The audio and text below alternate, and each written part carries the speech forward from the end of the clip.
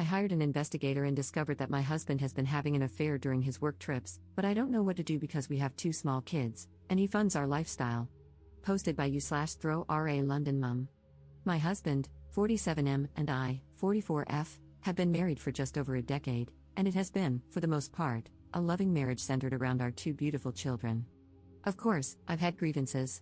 He travels a lot for work, is constantly glued to his phone, and sometimes abruptly pops out for errands that he has always been incredibly vague about.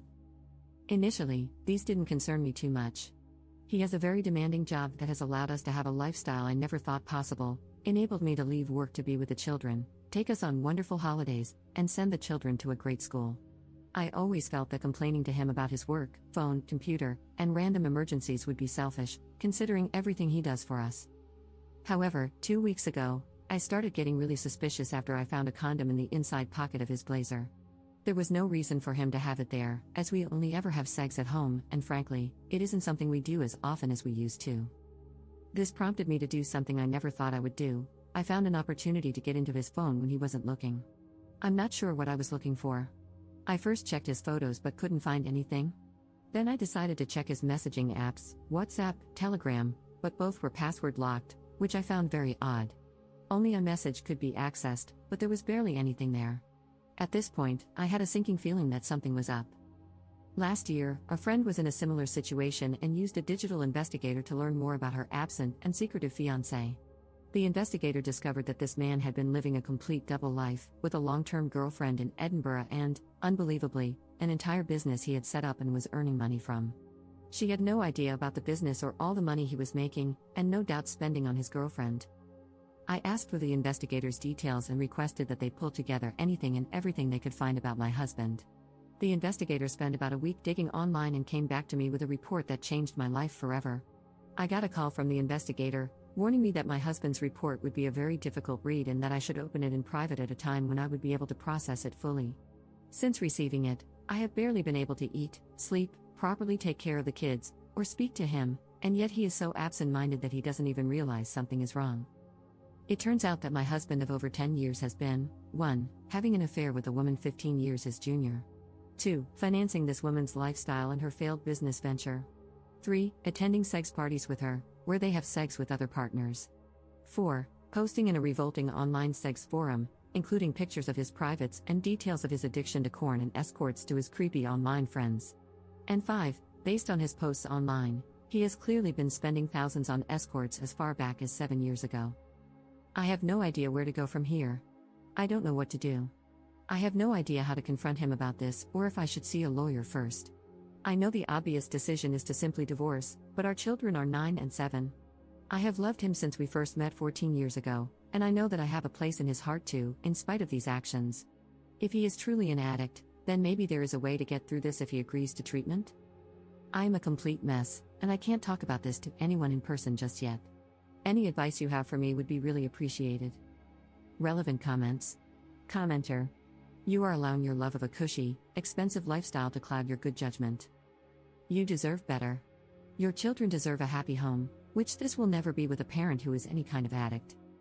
You will lose respect for yourself if you stay. Your peace of mind will have been sold for 20 pieces of Gucci. Get through the holidays any way you can. If your hubby becomes suspicious, blame it on holiday stress. Give your kids one last nice holiday season. Right after the first of the year, call a few divorce attorneys and interview them. Bring the investigative reports. Hire the one with whom you click the best. Follow your attorney's advice to the letter. They're an expert, that's why you hired them. Don't listen to family, friends, or strangers on the internet. Get yourself into individual therapy to help you deal with the betrayal. Have your children see a child therapist to assess whether they need ongoing care. Be kind to yourself, you've only just found out about a massive betrayal. You didn't know, but now that you do, you're taking proactive steps to defend and care for yourself and your children. Your husband is on his own. He can get into therapy or not, it's not your problem, and don't take it on as one. Your plate will be plentiful with your business and that of your 2 children. Wishing you and your children a peaceful and joy-filled 2025 as you move together into a new life. Ops response. Thank you so much for this comment. This was one of the most useful ones I have gotten, and I truly took it to heart. I have yet to get into therapy, as I simply haven't had time for it yet, but I am planning to the moment things start to slow down a bit. Update 6 weeks later. This is an update to my original post from around a month ago. Firstly, I'd just like to thank almost every single one of you who has commented to offer me advice or messaged me privately. I took a lot of advice on board, especially from a legal standpoint, and this has proven to be of great benefit.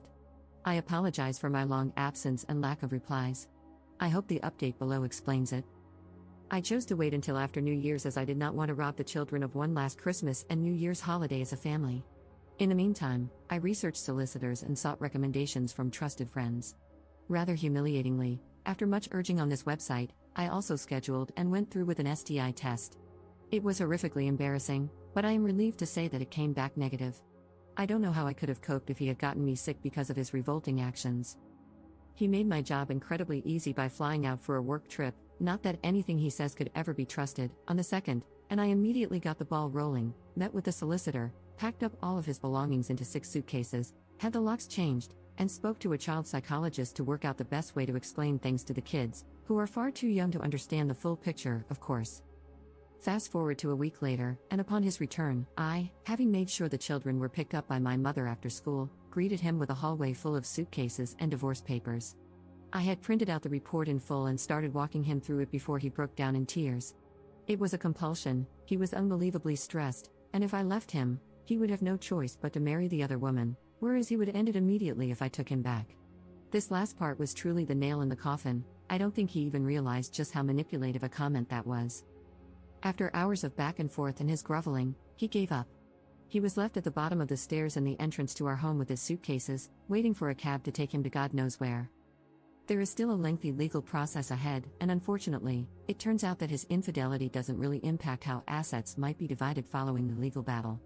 However, I'm confident that my solicitor will get the outcome I need to keep the house and live independently. In terms of the children, I would rather not discuss them to maintain privacy, but it has been an incredibly difficult adjustment, and sometimes I do feel guilty.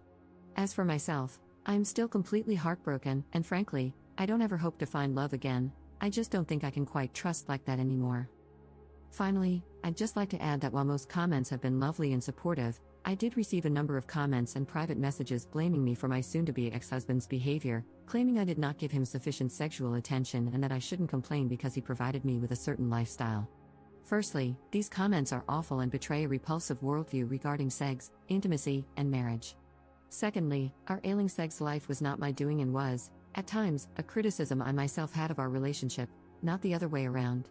Thirdly, just because someone provides you with a lifestyle does not entitle them to treat you as if you're nothing, with no respect, no honesty. I would have hoped everyone would be aware of that.